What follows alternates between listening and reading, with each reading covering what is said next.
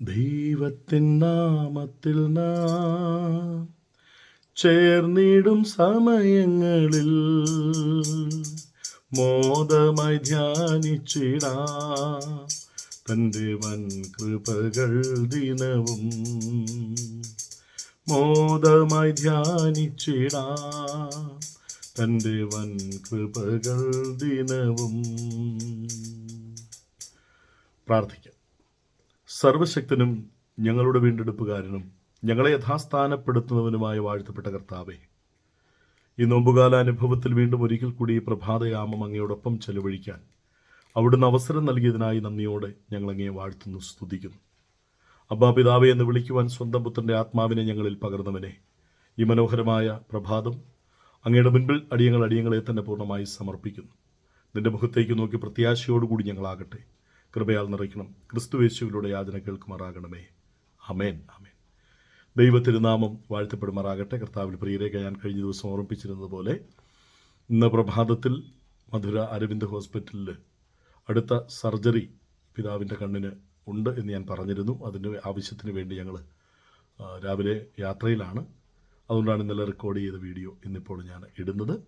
നിങ്ങൾക്ക് എല്ലാവർക്കും പ്രഭാതവന്ദനം ദൈവനാമത്തിൽ അറിയിക്കുന്ന കർത്താവിൻ്റെ നാമസ്തുതിക്കായിട്ട് നമുക്ക് ഒരുമിച്ച് പരിശുദ്ധാത്മാവെ ശക്തി പകർന്നിടണമേ എന്നാരംഭിക്കുന്ന പാട്ടിൻ്റെ വരികളിലൂടെ ദൈവത്തെ സ്തുതിക്കാം. പരിശുദ്ധാത്മാവേ ശക്തി പകർന്നിടണേ, പരിശുദ്ധാത്മാവേ ശക്തി പകർന്നിടണേ. അവിടുത്തെ ബലം ഞങ്ങൾക്ക് ആവശ്യമെന്ന് കർത്താവേ നീ അറിയുന്നു. അവിടുത്തെ ബലം ഞങ്ങൾക്ക് ആവശ്യമെന്ന് കർത്താവേ നീ അറിയുന്നു. ആദ്യ നൂറ്റാണ്ടിലെ അനുഭവം പോൽ അതിശയം ലോകത്തിൽ നടന്നിടുവാൻ, ആദ്യ നൂറ്റാണ്ടിലെ അനുഭവം പോൽ അതിശയം ലോകത്തിൽ നടന്നിടുവാൻ, ആദിയിലെന്ന പോലാത്മാവേ അമിതബലം തരണേ. ആദിയിലെന്ന പോലാത്മാവേ അമിതബലം തരണേ. പരിശുദ്ധാത്മാവേ ശക്തി പകർന്നിടണേ. കൃപകളും വരങ്ങളും ജലിച്ചിടുവാൻ, ഞങ്ങൾ വചനത്തിൽ വേരുന്നി വളർന്നിടുവാൻ. കൃപകളും വരങ്ങളും ജ്വലിച്ചിടുവാൻ, ഞങ്ങൾ വചനത്തിൽ വേരുന്നി വളർന്നിടുവാൻ. പിന്മഴയെ വീണ്ടും അയക്കണമേ, നിഞ്ജനമുണർന്നിടുവാൻ. പിന്മഴയെ വീണ്ടും അയക്കണമേ, നിഞ്ജനമുണർന്നിടുവാൻ. പരിശുദ്ധാത്മാവേ ശക്തി പകർന്നിടണേ. ലോകത്തിൻ മോഹം വിട്ടോടിടുവാൻ, ഞങ്ങൾ സാത്താന്യ ശക്തിയെ ജയിച്ചിടുവാൻ. ലോകത്തിൻ മോഹം വിട്ടോടിടുവാൻ, ഞങ്ങൾ സാത്താന്യ ശക്തിയെ ജയിച്ചിടുവാൻ. ധീരതയോടു നിൻ സേവ ചെയ്യുവാൻ അഭിഷേകം ചെയ്തിടണേ. ധീരതയോടു നിൻ സേവ ചെയ്യുവാൻ അഭിഷേകം ചെയ്തിടണേ. പരിശുദ്ധാത്മാവേ ശക്തി പകർന്നിടണേ. പരിശുദ്ധാത്മാവേ ശക്തി പകർന്നിടണേ. ദൈവത്തിൻ്റെ പരിശുദ്ധമായ നാമം വാഴ്ത്തപ്പെടുമാറാകട്ടെ. ഈ പ്രഭാത പ്രാർത്ഥനയിൽ സംബന്ധിക്കുന്ന നിങ്ങൾക്ക് എല്ലാവർക്കും എല്ലാവിധ അനുഗ്രഹങ്ങളും ദൈവനാമത്തിൽ നേരുകയാണ്. നോമ്പുകാലത്തിൻ്റെ ധ്യാനങ്ങളാണ് ഈ ദിനങ്ങളിലൊക്കെ നമ്മൾ പങ്കുവെച്ചുകൊണ്ടിരിക്കുക. ഇന്ന് മുതൽ ഒരു പ്രത്യേക വിഷയത്തെ ആസ്പദമാക്കിക്കൊണ്ട് കുറേ ദിനങ്ങൾ ദൈവവചനത്തിൽ നിന്ന് സംസാരിക്കുവാൻ ഞാൻ ആഗ്രഹിക്കുകയാണ്. അത് മറ്റൊന്നല്ല, വിശുദ്ധ മർക്കോസ് എഴുതിയ സുവിശേഷം 8-ാം അധ്യായം 34-ാമത്തെ വാക്യത്തിൻ്റെ ഒരു ആശയമാണ്. പിന്നെ യേശു പുരുഷാരത്തെയും തൻ്റെ ശിഷ്യന്മാരെയും അരികെ വിളിച്ച് അവരോട് പറഞ്ഞത്, ഒരുവൻ എന്നെ അനുഗമിപ്പാൻ ഇച്ഛിച്ചാൽ അവൻ തന്നെത്താൻ ത്യജിച്ച് തൻ്റെ ക്രൂശ് എടുത്തുകൊണ്ട് എന്നെ അനുഗമിക്കട്ടെ. ഈ നോമ്പുകാലത്ത് എല്ലാ നോമ്പുകാലത്തും വളരെ പ്രധാനമായി നമ്മൾ ധ്യാനിക്കുന്ന ഒരു വിഷയമാണ് ത്യാഗം, സാക്രിഫൈസ്, ത്യജിക്കുക എന്നുള്ളത്. ത്യാഗമെന്ന് പറഞ്ഞാൽ അതിൻ്റെ പെട്ടെന്ന് കിട്ടുന്ന അർത്ഥം എന്ന് പറയുന്ന അഹത്തെ, ഞാൻ എന്ന ചിന്തയെ ഇല്ലാതാക്കുക. ത്യാഗമെന്നത് സഹനം ആവശ്യമായ ഒരനുഭവമാണ്. നമ്മുടെ ജീവിതത്തിൽ നോമ്പ് എന്ന എക്സ്പീരിയൻസ് നമുക്കുണ്ടാകണമെങ്കിൽ ത്യാഗമെന്ന വാക്കിൻ്റെ യഥാർത്ഥ ആശയ തലങ്ങൾ നമുക്ക് വളരെ വ്യക്തമായി മനസ്സിലാകണം. തൻ്റെ പിന്നാലെ ഒരുവന് വരണമെങ്കിൽ സ്വയം ത്യാഗം അനുഭവിക്കാതെ, ത്യജിക്കാതെ അവന് തൻ്റെ ശിഷ്യനായിരിക്കാൻ സാധ്യമല്ല എന്ന് യേശു കർത്താവ് പറഞ്ഞു. വാസ്തവത്തിൽ ത്യാഗമെന്ന പദത്തിൻ്റെ അർത്ഥം എന്താണ്? കുറേയേറെ ആശയങ്ങൾ നമുക്ക് കണ്ടെത്താനായിട്ട് കഴിയും. ഇന്ന് ഒരു കാര്യം നമ്മൾ ചിന്തിക്കുന്നു, അങ്ങനെ ഏകദേശം 26ഓളം അർത്ഥങ്ങൾ ദൈവത്തിൻ്റെ ആത്മാവ് എനിക്ക് മനസ്സിലാക്കി തന്നത് നിങ്ങളുമായി ഓരോ ദിവസവും ഓരോ ലളിതമായ ചിന്തകളാണ്. അത് പങ്കുവെച്ച് പോകണമെന്നാണ് ഞാൻ ആഗ്രഹിക്കുക. നോമ്പുകാലത്ത് ത്യാഗം എന്ന അനുഭവം ജീവിതത്തിൽ വരാതെ ഒരിക്കലും നോമ്പ് നമുക്ക് ഭംഗിയായി നിറവേറ്റുവാനായിട്ട് പറ്റില്ല. നോമ്പെന്നാൽ ത്യാഗമെന്നുള്ള ഒരാശയത്തെ നമുക്ക് കാണുവാനായി കഴിയും. അപ്പോൾ ത്യാഗമെന്ന് പറഞ്ഞാൽ എന്താണ്? ഒന്ന്, അർഹമായത് വേണ്ടെന്ന് വെക്കുന്നതാണ് ത്യാഗം.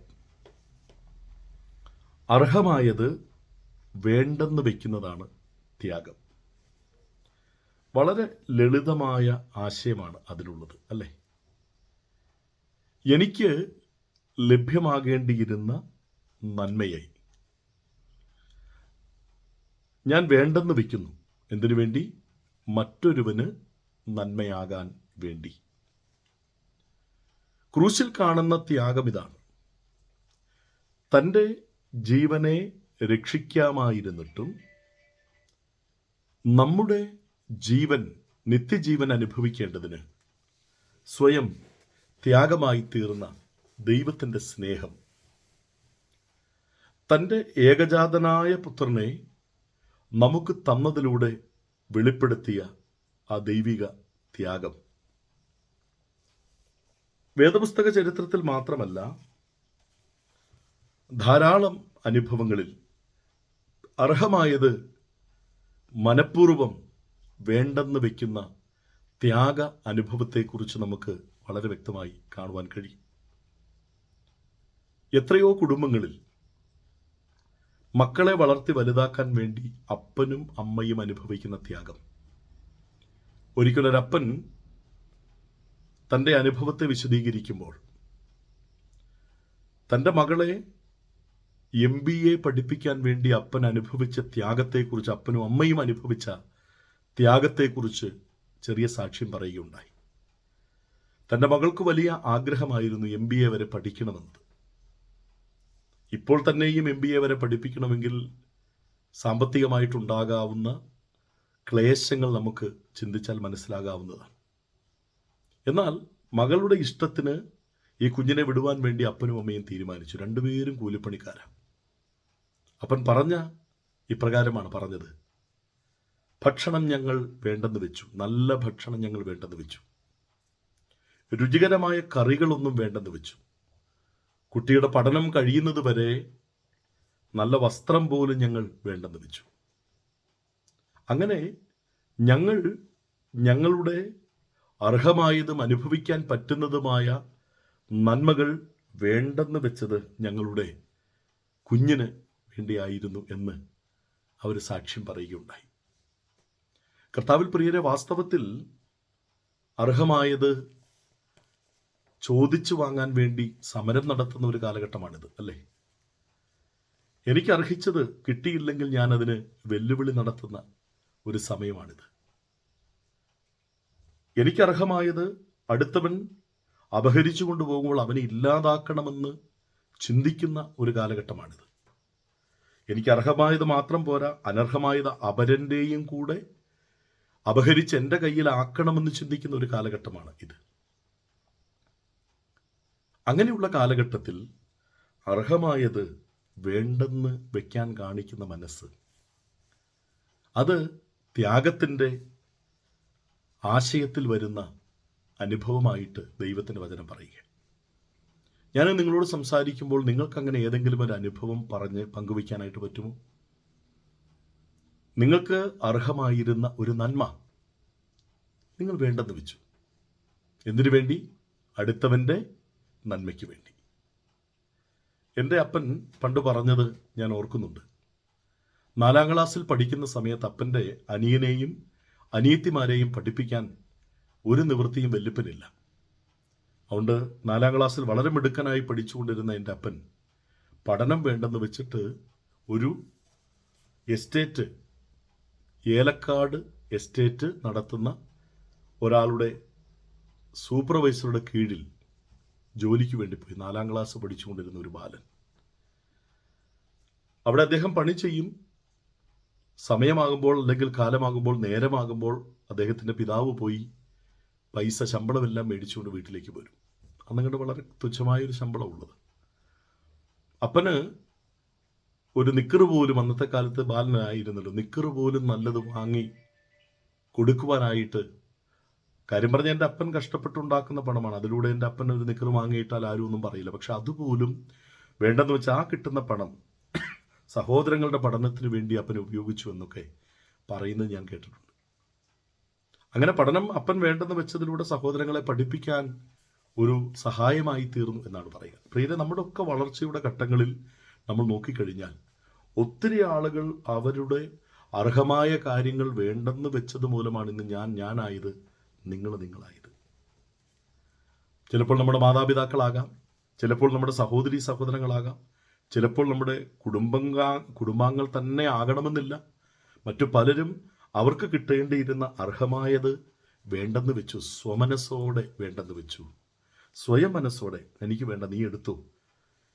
ചില ആളുകൾ വസ്തുവീതം വെച്ച കാലത്തെക്കുറിച്ചൊക്കെ ഇങ്ങനെ ചില ആൾക്കാർ സാക്ഷ്യം പറഞ്ഞു കേട്ടിട്ടുണ്ട്. കഴിഞ്ഞ ദിവസം ഒരു ദൈവദാസൻ, ഒരു പാസ്റ്റർ എൻ്റെ അടുക്കൽ വന്നു.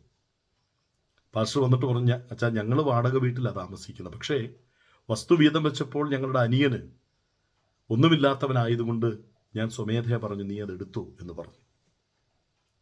അങ്ങനെ സ്വമേധയാ കിട്ടാനുണ്ടായിരുന്ന നന്മകളൊക്കെ വിട്ടുകൊടുത്തിട്ട് അത് ദോഷമായി തീർന്നു എന്ന് പറയുവാനായിട്ട് പലപ്പോഴും നമുക്ക് പറ്റാറില്ല.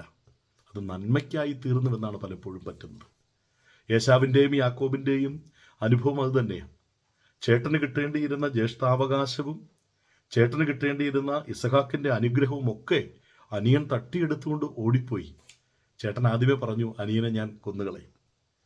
പക്ഷെ പിന്നീട് ചേട്ടൻ യാഥാർത്ഥ്യത്തിലേക്ക് മടങ്ങി വന്നു. അനിയൻ എൻ്റെ എന്തൊക്കെ തട്ടിപ്പറിച്ചു പോയാലും എനിക്ക് കിട്ടേണ്ടുന്ന നന്മ ഒന്നുപോലും കുറയാതെ എൻ്റെ ദൈവം എനിക്ക് തന്നു.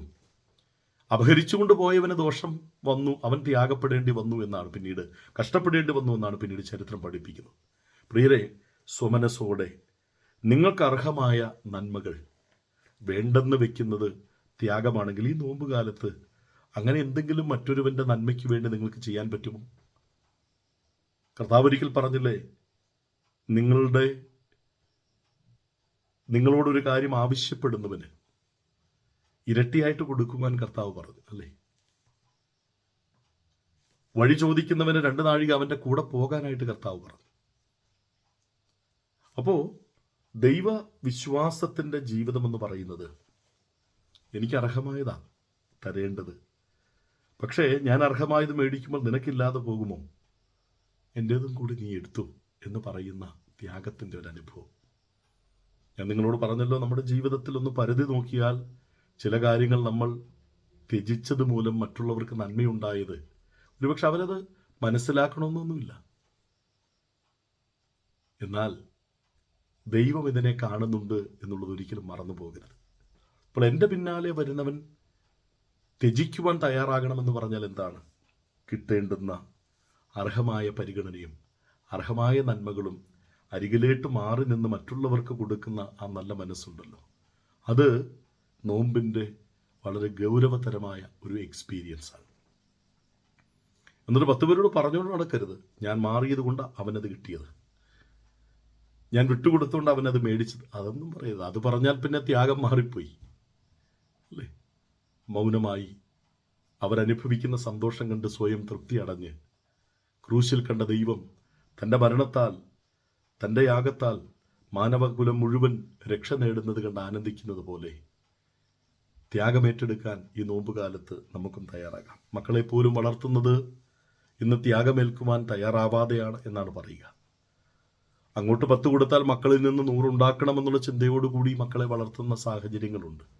അതിനൊക്കെ ഒരു മാറ്റം വരണം. നമ്മൾ ആർക്കെങ്കിലും എന്തെങ്കിലും നന്മ ചെയ്താൽ ഇങ്ങോട്ട് അതേ നന്മ തിരിച്ചു കിട്ടണമെന്നുള്ള ചിന്തയോടുകൂടി ചെയ്യുന്ന ആളുകളുണ്ട്. എന്നാൽ അത് പോയാൽ പോട്ടെ എന്നുള്ള രീതിയിൽ ചെയ്യുന്ന ആളുകളുമുണ്ട്. അപ്പോൾ അർഹമായത് വേണ്ടെന്ന് സ്വമനസ്സോടുകൂടി വയ്ക്കുന്നത് ത്യാഗമാണെങ്കിൽ നമുക്ക് ആ ഒരു ത്യാഗാനുഭവം ഉണ്ടായിട്ടുണ്ടോ? അഥവാ ഉണ്ടായിട്ടുണ്ടെങ്കിൽ അത് നല്ല മനസ്സോടെ ഏറ്റെടുത്തിട്ടുണ്ടോ? അതെയോ അതിന് പ്രതികാരമാണോ ചെയ്തത്? എനിക്ക് അർഹമായത് തന്നേ പറ്റൂ, അല്ലെങ്കിൽ ഞാനത് ചോദിച്ചു വാങ്ങും, പിടിച്ചു പറിക്കും. അതിൻ്റെ കൂടെ അർഹമല്ലാത്തത് കുറേയും കൂടെ ഞാൻ കൊണ്ടുവരും. മനുഷ്യൻ്റെ മനസ്സിങ്ങനെയാവാം. പക്ഷെ ചിന്തിക്ക്, ഈ നോമ്പുകാലം കർത്താവേ, യഥാർത്ഥ ത്യാഗം എന്താണ് എന്ന് തിരിച്ചറിയാൻ, എനിക്ക് അർഹമായത് എനിക്ക് നഷ്ടപ്പെടുമ്പോൾ അത് ദൈവവചനത്തിലൂടെ ഞാൻ മനസ്സിലാക്കിയ ത്യാഗാനുഭവം എനിക്ക് വരുന്നതാണെന്ന് തിരിച്ചറിയാൻ. വേദപുസ്തകത്തിൽ ഒത്തിരി ഉദാഹരണങ്ങളുണ്ട്. അതൊന്നും പറഞ്ഞ് ഞാൻ സമയം കളയുന്നില്ല. ദൈവം നമുക്ക് ഇടവരുത്തട്ടെ. അങ്ങനെ ത്യാഗം ജീവിതത്തിൽ ഏറ്റെടുത്ത് ദൈവത്തിന് നന്ദി കരേറ്റുവാൻ നമുക്കൊരു ക്രൂശിൽ വെളിപ്പെട്ട ത്യാഗം ഇതായിരുന്നു. അവിടുത്തെ ജീവൻ നമുക്ക് വേണ്ടി തന്നു നാം ജീവനുള്ളവരായിത്തീരാൻ. ആ ഒരു ത്യാഗം നമുക്ക് ഏറ്റെടുക്കാം, മറ്റുള്ളവർക്ക് വേണ്ടി, ലോകത്തിന് വേണ്ടി. ദൈവം നമ്മെ അനുഗ്രഹിക്കട്ടെ. പ്രാർത്ഥിക്കാം. സർവശക്തനും നീതിമാനും പരിശുദ്ധനുമായി ഞങ്ങളുടെ വാഴ്ത്തപ്പെട്ട കർത്താവേ, കേട്ട വചനപ്രകാരം അടിയങ്ങളെ ഞങ്ങളുടെ കരങ്ങളിൽ ഏൽപ്പിക്കുന്നു. ഒരുവൻ എൻ്റെ പിന്നാലെ വന്നാൽ ത്യാഗം സഹിക്കാതെ അവൻ എൻ്റെ ശിഷ്യനാകാൻ പറ്റില്ല എന്ന് എൻ്റെ കർത്താവ് പറഞ്ഞല്ലോ. ത്യാഗം ജീവിതത്തിൽ ഏറ്റെടുക്കേണ്ടത് ഏതൊക്കെ അർത്ഥത്തിലാണെന്ന് ഞങ്ങൾ ചിന്തിക്കുമ്പോൾ, ഞങ്ങൾക്ക് കിട്ടേണ്ടുന്നത്, അർഹമായത് വേണ്ട എന്ന് വയ്ക്കുന്നത് ത്യാഗമാണ് എന്ന് തിരുവചനം പറയുമ്പോൾ, ഇതുവരെ അങ്ങനെ ഒരു അനുഭവം ഞങ്ങൾക്കുണ്ടായിട്ടുണ്ടോ? അർഹമായത് മറ്റുള്ളവരുമായി പങ്കുവയ്ക്കുവാൻ, മറ്റുള്ളവർക്ക് നൽകുവാൻ, അവരുടെ സന്തോഷം കണ്ട് ആ സന്തോഷം സംതൃപ്തിദായകമായി സ്വീകരിക്കുവാൻ കർത്താവെ അങ്ങ് സഹായിച്ചാലും, ഈ പ്രഭാത പ്രാർത്ഥനയിൽ പങ്കെടുക്കുന്ന ഓരോരുത്തരും ത്യാഗം അനുഭവിക്കേണ്ടെന്ന അവസ്ഥ വരുമ്പോൾ, അല്ലെങ്കിൽ വിട്ടുകൊടുക്കേണ്ടെന്ന, ത്യജിക്കേണ്ടെന്ന അനുഭവം വരുമ്പോൾ സ്തോത്രത്തോടു കൂടി ചെയ്യുവാൻ സഹായിക്കണേ.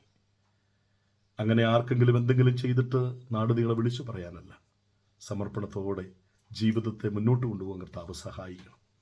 ദൈവമേ, ഒരാഴ്ചത്തെ ഞങ്ങളുടെ സകല പ്രവൃത്തികളും അങ്ങയുടെ നാമത്തിൽ അനുഗ്രഹിക്കപ്പെടട്ടെ. ഞങ്ങൾ ഏറ്റെടുക്കുന്ന കാര്യങ്ങൾ അങ്ങയ്ക്ക് വേണ്ടി ഏറ്റവും ഭംഗിയായി ഞങ്ങൾ ചെയ്യട്ടെ. അർഹിച്ച നന്മകൾ ഞങ്ങളിൽ നിന്ന് നഷ്ടപ്പെടുമ്പോൾ വേദനപ്പെടാനല്ല, ഇപ്പോൾ നഷ്ടപ്പെട്ടാലും, ഇപ്പോൾ ഞങ്ങൾക്കത് ലഭ്യമല്ലെങ്കിലും നാളുകളിൽ അതിലും വലിയത് ദൈവം ഞങ്ങൾക്ക് തരുമെന്ന പ്രത്യാശയോടെ നിൽക്കുവാൻ കർത്താവെ അങ്ങ് ഞങ്ങളെ സഹായിച്ചാലും, അർഹമായത് വേണ്ടെന്ന് വയ്ക്കാനും, അങ്ങനെ വേണ്ടെന്ന് വെച്ചാൽ അതിൽ വേദനപ്പെടാതിരിക്കാനുമുള്ള കൃപ ഞങ്ങൾക്ക് തരണേ. ഈ നോമ്പുകാലം അത്തരത്തിൽ ഞങ്ങൾ ഞങ്ങളുടെ കുടുംബാംഗങ്ങൾക്ക് വേണ്ടി ത്യജിക്കുന്നവരായി തീരട്ടെ, സ്നേഹിതർക്ക് വേണ്ടി ത്യജിക്കുന്നവരായി തീരട്ടെ. നേട്ടങ്ങൾ മാത്രം കണക്കുകൂട്ടുന്ന ലോകത്തിൽ നഷ്ടങ്ങളും വിലയേറിയതാണെന്ന് തിരിച്ചറിയുവാൻ സഹായിക്കണം. കർത്താവിൻ്റെ വചനം ഞങ്ങളെ ബലപ്പെടുത്തുന്ന ഈ ഒരാഴ്ച മുഴുവൻ നിന്റെ കൃപയിൽ ആശ്രയിച്ച് മുന്നേറാൻ, ഇന്നത്തെ ഞങ്ങളുടെ സകല പ്രവർത്തനങ്ങളിലും അങ്ങ് ഞങ്ങളോടൊപ്പം ഇരിക്കും. ഈ ഒരാഴ്ച മുഴുവൻ ഞങ്ങൾ എന്തൊക്കെ ചെയ്താലും കർത്താവെ അവിടുന്ന് കൂടെ ഇരിക്കും. ലൈവ് പ്രാർത്ഥന പങ്കെടുത്തുകൊണ്ടിരിക്കുന്ന, ഈ പ്രാർത്ഥന കാണുന്ന ഓരോരുത്തർക്കും ഈ ദിനം അനുഗ്രഹത്തിൻ്റെ, നന്മയുടെ ദിനമാക്കി കർത്താവ് മാറ്റണം. നാളെ രാവിലെ വീണ്ടും തിരുമുൻപിൽ നിന്ന് നിന്റെ മുഖത്തേക്ക് നോക്കുവോളം കൃപ പകരണം, മഹത്വം എടുക്കണം. ക്രിസ്തുവേശുവിലൂടെ യാചിക്കുന്നത് കൃപയോടെ കേൾക്കുമാറാകണമേ. ആമേൻ. സ്വർഗസ്ഥനായ ഞങ്ങളുടെ പിതാവേ, തിരുനാം വിശുദ്ധീകരിക്കപ്പെടണം, തിരുരാജ്യം വരണം. തിരുവിഷ സ്വർഗത്തിലെ പോലെ ഭവനമാണ്. ഞങ്ങൾക്ക് ആവശ്യമായ ആഹാരം തരണം. ഞങ്ങളുടെ കടക്കാരോട് ഞങ്ങൾ ക്ഷമിച്ചതുപോലെ ഞങ്ങളുടെ കടങ്ങൾ ഞങ്ങളോട് ക്ഷമിക്കണം. ഞങ്ങളെ പരീക്ഷ കടത്താ ദുഷ്ടം ഞങ്ങളെ വിടുവിക്കണം. രാജ്യവിശക്തി മഹത്വം എന്നേക്കും അങ്ങേക്കുള്ളതാകുന്നുവല്ലോ. ആമേൻ. പിതാവും പുത്രനും പരിശുദ്ധാത്മാവുമായ ത്രിയേക ദൈവത്തിൻ്റെ അനുഗ്രഹം നിങ്ങളോട് കൂടെ എപ്പോഴും ഇരിക്കുമാറാകട്ടെ. ആമേൻ. ദൈവത്തിന് സ്തോത്രം. പ്രിയരെ, യാത്രയിലാണ്. നാളെ രാവിലെ മധുരയിലിരുന്നാകും ലൈവ് ചെയ്യുന്നത്. നിങ്ങളുടെ പ്രാർത്ഥന, പ്രത്യേകിച്ച് പിതാവിൻ്റെ കണ്ണിൻ്റെ പരിശോധനയും സ്കാനിങ്ങും ഒക്കെ കഴിഞ്ഞ് സർജറി, ലെൻസ് മാറ്റിവെക്കൽ ശസ്ത്രക്രിയയാണ്. അത് വിജയകരമായി പൂർത്തീകരിച്ച് മടങ്ങിയവരോ നിങ്ങളുടെ പ്രാർത്ഥന ചോദിച്ച് നിർത്തുന്നു. വീണ്ടും നാളെ കൂടാം. God bless you. See you tomorrow. By.